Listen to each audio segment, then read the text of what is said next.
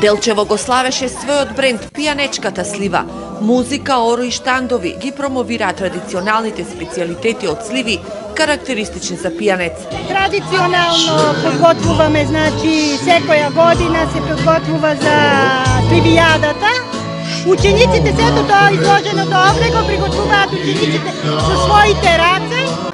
Од сливите, од мармалад од сливи имам подготвено палачинки, торта од мармалад, лижалки од мармалад, чоколадо и се прават многу специјалитети.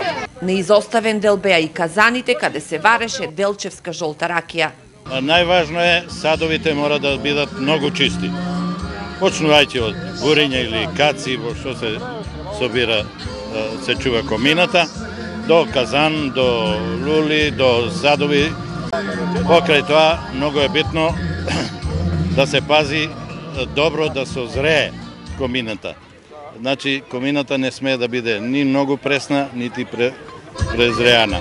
Традиционалните пијанечки денови на сливата годинава беа збогатени со школата за цртање карикатури и вечерта на афоризми каде настапија еминентни афористичари од Македонија. Младиве кога што гледам сакат многу да учат и овдека чекаат ред.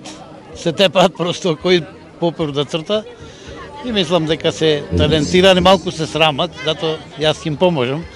Иначе ме радува кога младите има да учат нешто и да научат од нас. Сепак изложбата на стари фотографии од Делчево и импровизираната летна тераса, која алудираше на познатата делчевска кафана Монте Карло, ги привлече повозрастните делчевци, кои се потсетија на животот во Делчево пред половина век. Постоеше големо пријателство и другарство. Секоја вечер си легуваше на корзо, и млади и стари. Родителите ги водеа децата, а после од корзото одевме во Монте Карло ресторант. Летна бавча беше, имаше многу тополи околу дворот и беше многу пријатно за седење. Пијанечките денови на сливата имаат една цел – промоција на овошето кое овде во добра година дава и по 5000 тони сливи. Пијанечки денови на сливата веќе години наназад се одвива во општина Делчево со цел да се подобри локалниот економски развој, бидејќи сливата е еден од производите кои што доминира во општина Делчево во делот на овоштарството и голем број на луѓе веќе наоѓаат основна екзистенција во овој производ во општината, па и во целиот регион, Пијанечко-Малешевскиот регион. Општината се труди со оваа манифестација пред се да ги вклучи луѓето кои што произведуваат слива, бизнес секторот кој што обстојува со овој производ.